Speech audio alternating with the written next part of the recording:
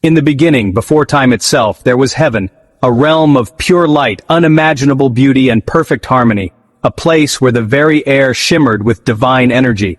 It was a sanctuary of peace, a testament to the boundless love and creativity of the Almighty.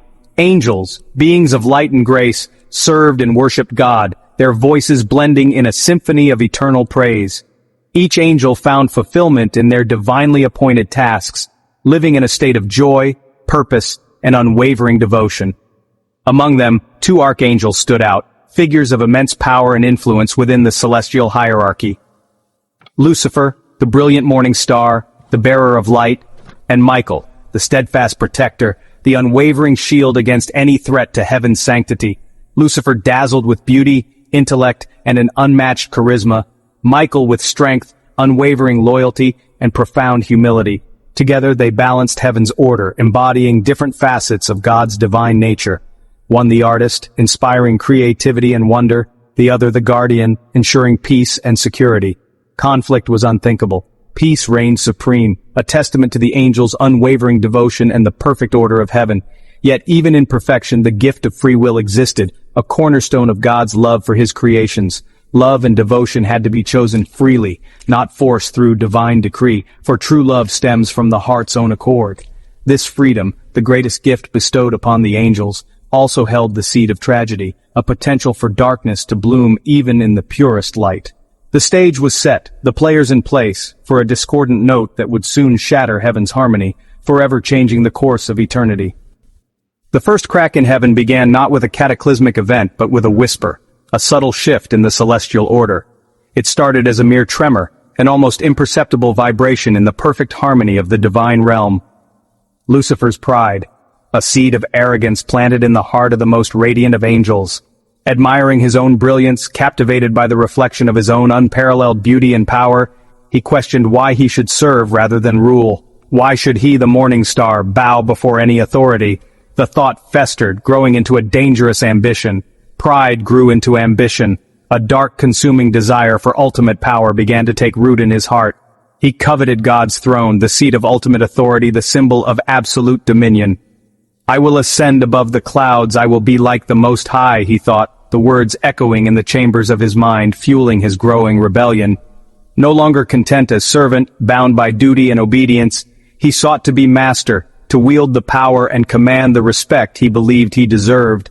Lucifer's charisma swayed a third of the angels, his words like honeyed poison, promising them freedom and power, a chance to break free from the perceived constraints of heaven's order. The harmony of heaven fractured, the perfect symphony of the celestial realm began to unravel. Factions formed, alliances shifted, and the seeds of discord were sown. The celestial choir fell silent, its voices hushed by the growing tension and uncertainty. Replaced by conspiracy and tension, hushed whispers in darkened corners, and furtive glances filled with suspicion. Loyal angels watched in horror, their hearts filled with disbelief and sorrow, as friends chose darkness, seduced by the promise of power and the allure of rebellion. Lucifer's rebellion was no longer secret. The whispers had become shouts, the shadows had given way to open defiance.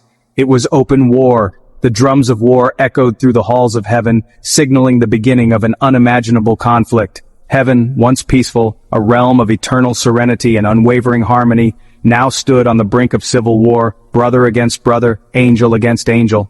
The greatest of angels had become, through his own ambition and pride, the architect of its greatest threat, the mastermind behind the chaos that threatened to consume all of heaven. The battle lines were drawn.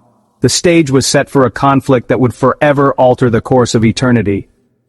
As rebellion spread, heaven's loyal angels faced a choice: follow Lucifer or stand for their creator. In the silence, Michael's voice rang out, "Who is like God?" His cry was a challenge, a reminder that no being could rival the creator. Michael called the faithful to stand, not for glory, but for love and loyalty. His humility became their strength, his courage their rallying point. Angels flocked to his side, forming an army of devotion. Heaven was split, Lucifer's rebels versus Michael's defenders. Michael fought not for himself, but as God's instrument of justice. The fate of heaven would be decided by this cosmic conflict. The stage was set for a battle unlike any before. The war that followed was not one of earthly weapons or strategies, but a conflict fought with the very essence of light and will. It was a battle for the soul of heaven itself, a struggle between opposing ideologies and the fundamental principles of creation. It was not fought with swords and shields, but with the power of belief and conviction. Lucifer's fallen angels, a legion of celestial beings driven by pride and a thirst for dominion, clashed with Michael's loyal host, the unwavering defenders of divine order and harmony. The clash was cataclysmic, shaking the foundations of the celestial realm. In the midst of this cosmic storm, Michael met Lucifer in the heart of battle, a confrontation that would determine the fate of all creation. It was a clash of pride against humility, arrogance against selflessness, and darkness against light. Lucifer's power, born of ego and a desire for self-aggrandizement, was ultimately finite and self-limiting, constrained by its own inherent selfishness. Michael's strength, on the other hand, flowed from humility, a deep understanding of his place within the divine tapestry. It was fueled by his unwavering connection to the infinite source of all creation. The loyal angels fought for love, for the preservation of the divine order, while the rebels fought for selfish ambition, for the fleeting illusion of power and control. In the end, pride, with all its seductive allure, could not overcome the boundless strength of humility. Michael, channeling the full force of divine power, a beacon of unwavering light, cast Lucifer and his rebellious followers out of heaven, banishing them from the celestial realm.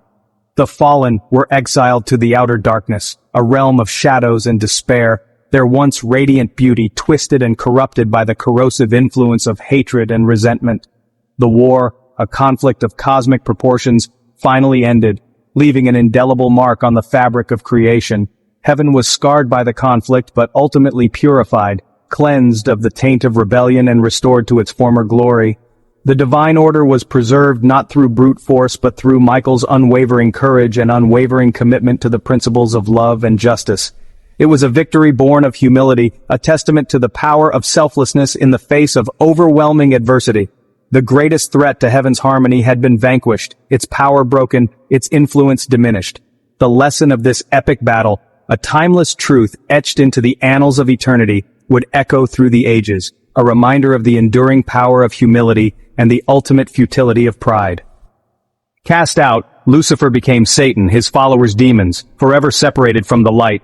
Their fall became a warning to all. Pride leads only to ruin. Kings and rulers saw their own ambitions reflected in Lucifer's fate. The story endures as a meditation on pride and humility. Pride isolates and destroys, humility connects and empowers. Each of us faces this choice daily, self-exaltation or humble service. True strength lies in recognizing a truth greater than ourselves. Michael's question remains, who is like God? The answer shapes our place in the cosmic design.